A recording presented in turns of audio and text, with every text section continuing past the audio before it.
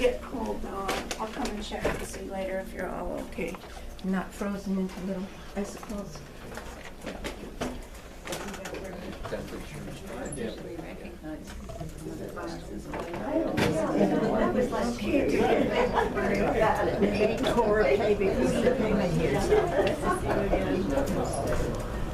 Your husband's in the room? So did I take his place? There's one more person coming, she's paying. I'm sorry.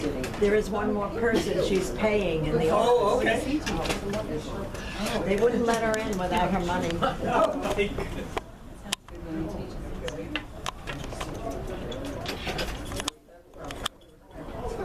mean, will he teach it next year in the fall? No, a year from now. Oh, she's greeting somebody. Tell her to come in. She'll come.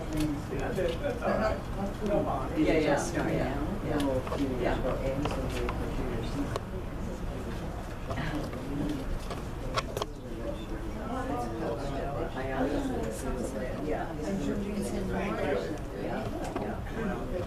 Because I think I'm hoping here she'll be back. I'll be back north for otherwise.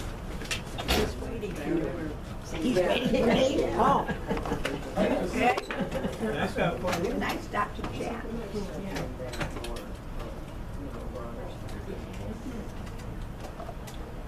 Everybody comfortable? Yes. Okay, shall we begin? So this is the wisdom course. What is it? Where do we find it? My name is Dilip, and my co-teacher here is Larry Prusak. So now the topic is, where do we find it? And you find wisdom in the most unlikely places. The last time Larry and I discussed this course, please come in. I'll take that. I was over lunch at Beijing restaurant, and when the lunch was over, we paid our bill. They brought us a fortune cookie, and I opened my fortune cookie, and it said, "You're going to be hungry soon. Order takeout."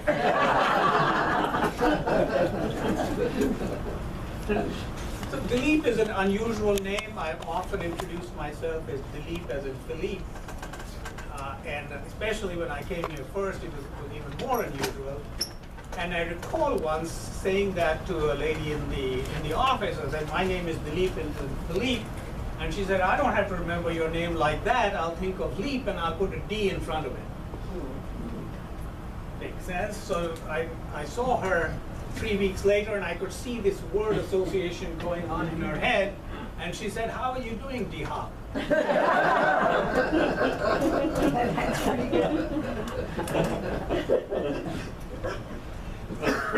Wisdom we see in unusual places. We are all familiar with wisdom, but we don't often know how to pick it up. So later on, we are going to have a little exercise trying to pull out the wisdom that's already in there in your experience. Now, wisdom isn't always associated with knowledge. There's a story I want to tell which sort of illustrates this point. A young couple, married 5 or 6 years, goes to a therapist, a marriage counselor, because they're having some difficulty in their marriage. So the therapist listens to their story very carefully. Please come in. Yeah, just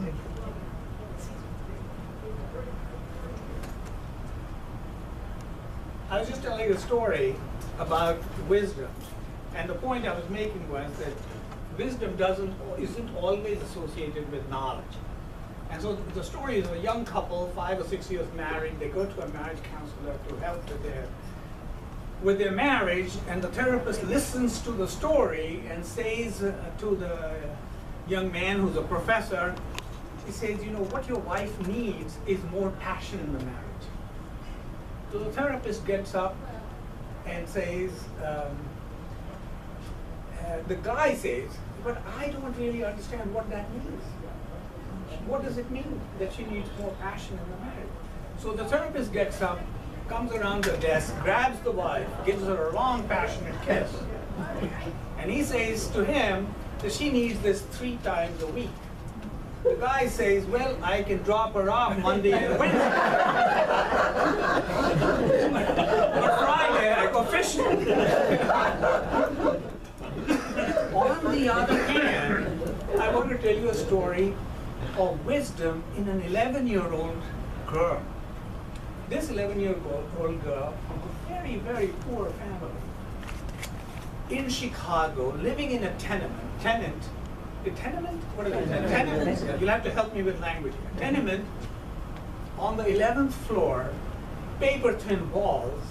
Her mother goes off to work, single mother, and leaves her alone in the evening.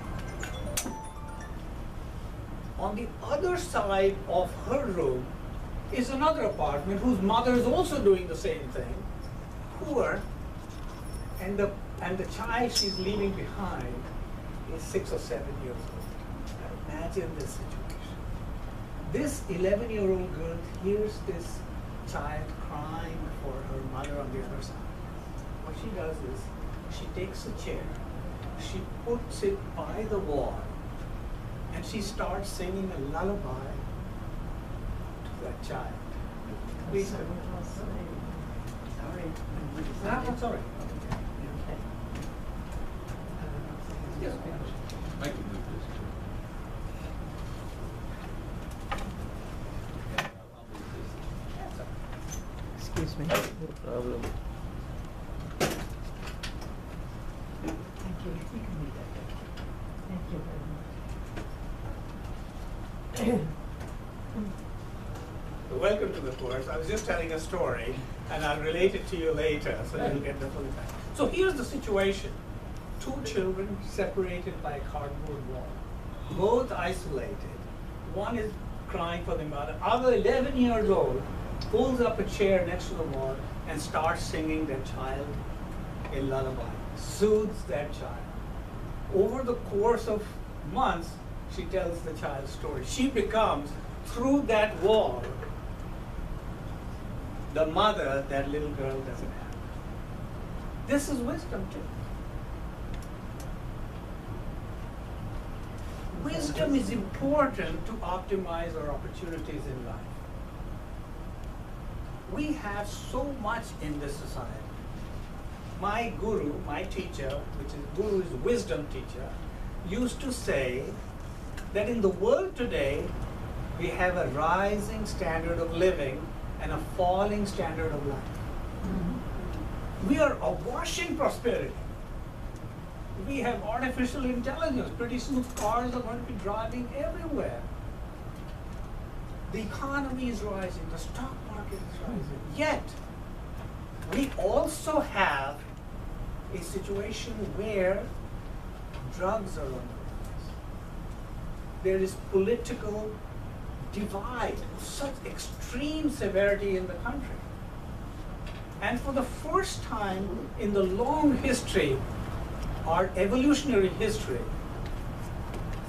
a lot of scientists are saying we have arrived at a point where the human race has the capacity to destroy itself. We may have arrived after millions of years of evolution, in fact, billions of years of evolution, to arrive at a point which is the terminus of our very existence. True? Look at the situation. Are you going to come in? Okay. How do we get out of this? How do we get out of this? And we know in the 21st century itself that a single individual has the capacity to terrorize all of civilization. The most influential person in the 21st century, in my view, is a person you have not heard of. His name is Richard Reed. He was the shoe bomber. Shoe bomber.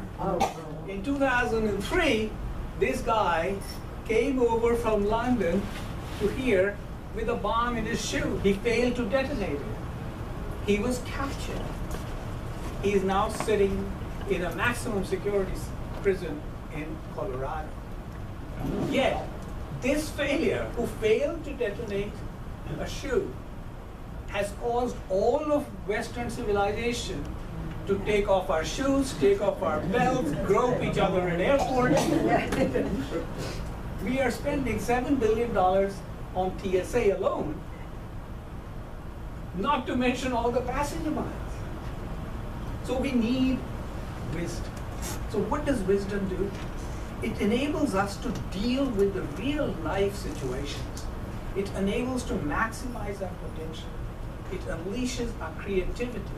It enables us to have a greater appreciation of natural beauty.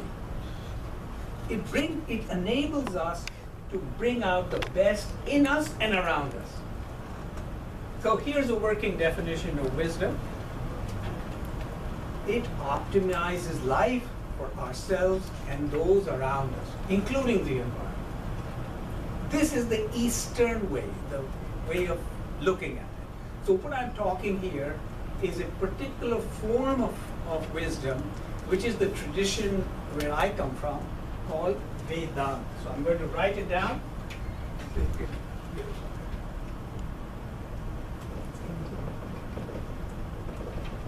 Can you read that? Yeah. Vedanta.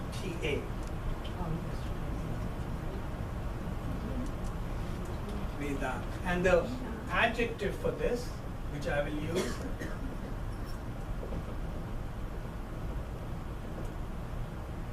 so when something is particularly wise, I will use the term Vedante. What that word means, Ved in Sanskrit means knowledge. To know means knowledge. Anta is the same word in English as end. It's the end of knowledge, in other words, meaning ultimate knowledge. That knowledge by which knowledge becomes knowledge. That's the ultimate knowledge. We'll get into much more into what that is. So the outline of the section of the course is as follows. Larry will talk about the Western ideas of wisdom. I will talk about Vedanta. So today, Larry will begin, and he will have an hour. And then the next Friday, I will come on and talk about the concepts behind Vedanta. At the end of what I'm saying, you will have an idea of how this pattern of thinking evolved, what it can lead to, how to absorb. I'll use everyday examples to illustrate that. The last two lectures will be talks, will be oriented towards how to apply wisdom in daily life. It was all very good to know all the principles and the concepts, but ultimately, what does it mean to me? That's the idea. So we will get into all of that. It's important to realize that even though I'm talking, and the way we want to do this is conversational. So as far as I'm concerned, and I'm sure Larry will have a similar sort of point of view, you can interrupt me with questions anytime. At the end of this whole thing, we'll have a separate question and answer period. But we don't have to proceed without your fully grasping the thing. It's a very, very important subject, and I think you will enjoy it very much. Yeah, go ahead. So, if you ask, that story that you told about the two little girls. Yes. And you said the fact that one child was reading or singing to the other. Yes. I would call that compassion. Yes. Exactly. So compassion, let me write it down. Compassion, you will see, in the Eastern sense, is a very big part of wisdom. But would you also agree that there was some creativity involved? Oh, sure. So there you are. So creativity was also involved. She made the best of a very difficult situation. That also is wisdom. In the biblical stories, there's this thing about the three wise men from the East. But I'm happy to introduce now a wise man from the West, Larry Prusak. I should tell them how I became famous for that three wise men thing. Do you want to come here, Larry, so you can be? By the way, this is being videoed. When I was in college, I was on a quiz show. Believe it or not. And one of the questions we got asked was the names of the three wise men. Well, for these traditional figures. Our team was 4 Jewish guys from New York, representing New York University. We'd know. I knew there was something with the three wise men. So just what I was the captain, just at 16 years old, and I was a great wise ass. That's what it was. And I said Mo, Larry, and Curly. And needless to say, that wasn't the right answer, and we were almost thrown off the show. The sponsors rep, General Electric, came to us and said, "You can't speak that way. You don't know what America's like out there." I had to agree. I didn't really offending all these people. So, but on the other hand, when I rode the subway to school for the next week, people said, "You're the guy who said no, Larry." I've spent the last 25 years of my life studying, writing about, lecturing, and teaching about knowledge. Knowledge, not wisdom, but knowledge. And it's provided a good living for us, and it's a very useful subject. You know, you have a toothache, you want the dentist to know how to cure your toothache. You work for IBM, you want IBM to know how to build machines. We'll go into this in detail. But slowly I began to realize that knowledge itself, per se, is not, it doesn't have the capability of building a good society, doesn't guarantee it, or making a good person. This is not too dissimilar to what the Leaf's talking about. These things aren't as different as you may think in the Western tradition. And I began to think about the word wisdom. I had studied, taken a PhD in the history of ideas, sort of used to ideas and interested. And how come we never talk about, I was write a book, Whatever Became of Wisdom? We never talk about this anymore. And I got interested in the subject. So in the last 3 or 4 years, I would say, I began to read as much as I could about how we define wisdom, what it is, what it should be. This is my hour, or was this the introduction? This is the 5-minute. 5-minute introduction. Okay. So the fruits of that, the fruits of my understanding the subject, talking to experts about it, reading about it, and thinking about it, is what I'm going to talk to you about. In the same manner, I'm very conversational. This is really like a conversation. Well, what it is, what's the difference between wisdom, knowledge, information, judgment, discernment, opinions? These words all have real meaning. They're real words. Words are important. So we're going to define what it is, how it works in the world, and as Dilip pointed out later on, maybe the last 2 sessions, the last 2 meetings, really talk about what is this, how does this affect you? How do you live with wisdom? How do you get the word back into conversation? One of my great aims would be to see the New York Times when they talk about, oh, so-and-so was appointed to the Supreme Court or something.